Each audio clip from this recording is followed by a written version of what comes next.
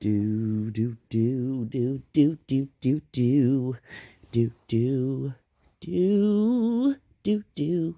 Hey guys, welcome to our podcast. Hey guys, welcome to our podcast. Today's gonna be a little different. It's gonna be a nice, chill vibe. My girl isn't feeling good. I'm a little sick. She's a little sick. It's not the Rona. So we're actually casting this one from our delicious bed. So soft and supple and cool. Perfect for all the things we ever have to do here. Now on to our topic. Our topic today, as said by my wife, is what do you think is out there? Babe, would you like the stage first? Aliens. That's what I think is out there.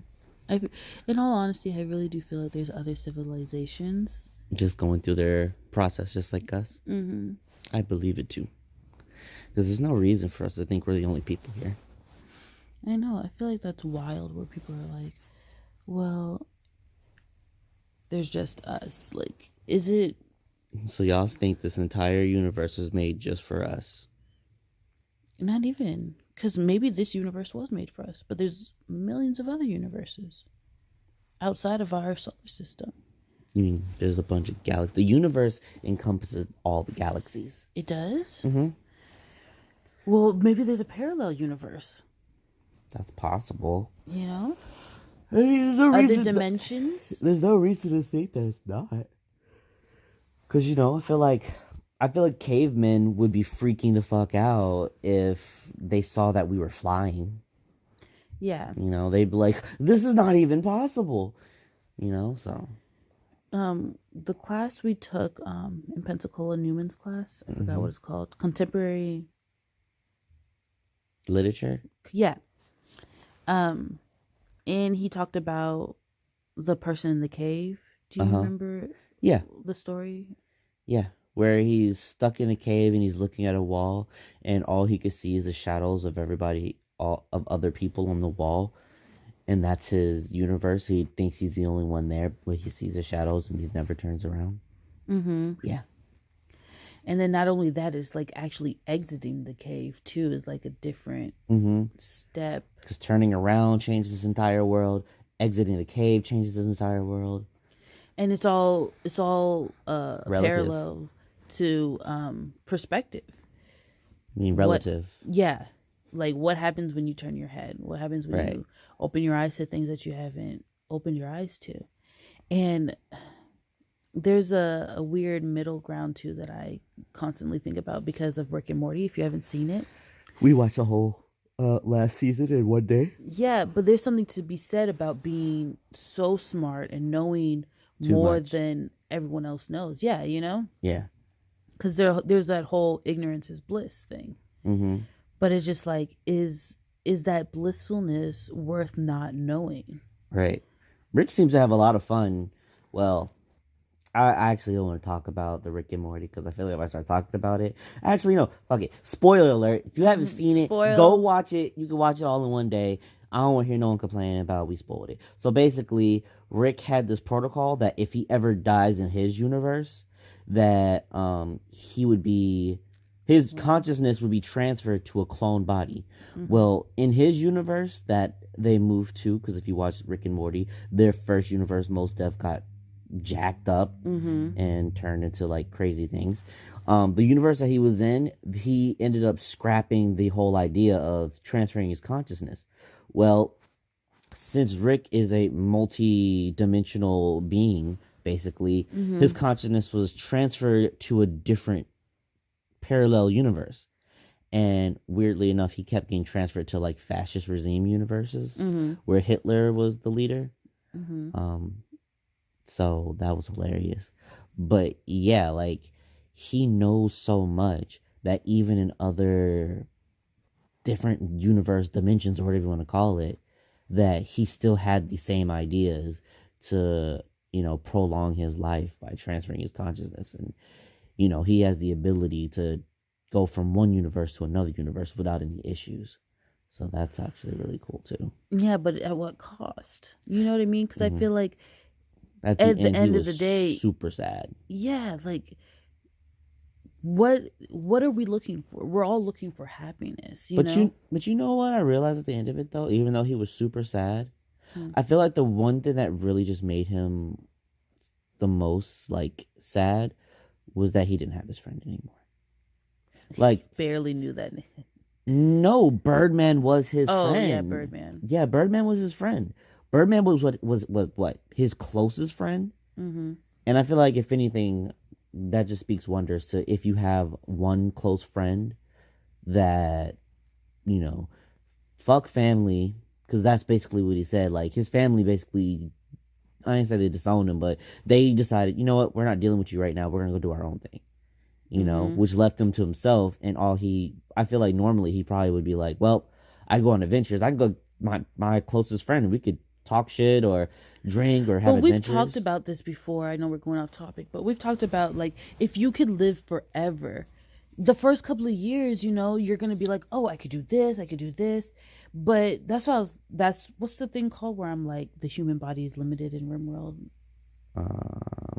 I want to say it's like transhumanist, the one where you want to, the Teotala or something like that. Yeah, I just feel like the human body is limited. Like I feel like us forcing ourselves to live longer so we can achieve whatever happiness we've been looking for is only going to lead us to even more sadness. You know what I mean?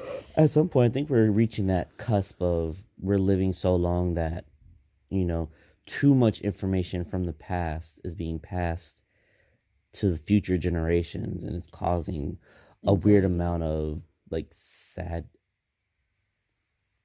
Someone's sawing something outside. I don't know if it's gonna come out on It probably will if you would think about it. But yeah, like I don't remember what I was saying before I got interrupted by the saw. That the next generation. Oh yeah, the next generation knows too much, and therefore in their earlier years they're becoming extremely sad and depressed and woe is me type bullshit. I feel like low key we were the last section of a generation that we had the right amount of information to where even if we do get sad, it's like we know we can keep going on and adjust afterwards. But I feel like a huge percent of the millennial population is very anxiety ridden and depressed. Mm-hmm. Like a lot of them. And did you know the suicides for 12-year-olds have increased by 100%? 100%. Well, of course it's 100% because 12-year-olds weren't committing suicide back in the day. And it's crazy because there's so much weight with social media and information highway and everything. Which is why, hold on, sorry to cut you off, which is why we recommend, not that we are professionals, we recommend you take an entire year off of social media. And if you can't do an entire year off of all social media, I say at least take a whole year off of Facebook and Twitter. And Instagram. Well, I feel like I've been on Instagram since, what, August? Mm-hmm. And... But you're not an avid... Yeah, I'm not an avid... Anyway. I'm not. But even then, I feel like at the most I scroll and I feel like on Instagram, I see a lot of pictures. And yeah, you can caption the pictures and there's not a lot of words. I feel like the words is what really get people right now because they read into it and they're reading it in their own mind. So that's why I feel like it affects them more. Because when you read something ridiculous on Facebook, you read it in your head, it's stuck in your head, and you're just like, what's going on? And it's like the same thing with Twitter because Twitter is nothing but words also. Facebook has pictures and words. Instagram just has pictures, very little words. So I feel like, if anything, take a detox from words, written words. Go read a book. Go read something that people aren't just writing to get a rise out of you, you know? Because I feel like even if someone takes a picture to try to get a rise out of you, you can look at the picture and tell what's really going on, you know? I feel like it's healthy to take off all social media anyway. Even your Gmail, it counts as social media. I hope everyone knows that as well. Which is weird because I feel like you have to check your email because you get bills and everything. That's regular life. Yeah, you can't really stop regular life. It's really hard because it's so into our daily routine. I feel like I have to disagree with you on the Gmail part, but okay. Anyways. You don't have to detox. I'm just saying it is a social media. Anyways, to loop this back into what our original topic was, do you think other planets that have beings on it are going through the same exact thing? No. No. I feel like our planet is unique to its own thing. Just like when Rick was planet hopping, I don't think there's any situation where everything's exactly the same. I think it will come close. It'll come very close to being how our Earth is set up, but I don't think it's ever going to be exactly the same. Even in the 100, how they had the humans there, but the planet was different, so it made them different, you know? So, well, I feel like even in Rick and Morty, he knew that it wasn't going to be the same. Because I think in previous seasons, he was just, when they were messing up their world, they were like, all right, cool. I found another universe where everything is almost the same. There's a few differences that you would notice. And the big part was that in that universe, the Rick and Morty there would have had to have died in that around the same time. So remember, there's infinite universes, and he happened to find one where they die, and everything is very similar to their universe. Because there's probably are more universes out there where everything is extremely similar to what's going on right now. But we're talking about this universe in this in the galaxies here, and I feel like you're right. How I think everything that's happening on this planet is very unique to it because we're human, you know, because of how our brains develop, because we only technically use 10% on a good day of our own brain, which is bigger than a lot of animals on this planet where they use most of their brain to survive, know. I think as time goes on, the next generation not only is going to have all this depression, anxiety, but they're going to be smarter too. That's where the depression really comes from, is knowing too much. But I think at some point they'll be smart enough to get out of the depression and make it not a thing anymore. We can only hope. We will pray for the future. Yes, we will pray for the future and hope Cthulhu doesn't come back and be disappointed in us and eat us alive. If Cthulhu comes back and eats us alive, I'm okay with it. I'm not okay with that because it's an octopus, and I feel like if he doesn't chew on you, then you'll just be swallowed whole and be digested in acid. But that's the end of our show, guys. I hope you enjoyed it. Babe, anything you want to say? If you have any questions that you want us to discuss, let us know in the comments. Shazam. Actually, kabam. Boom.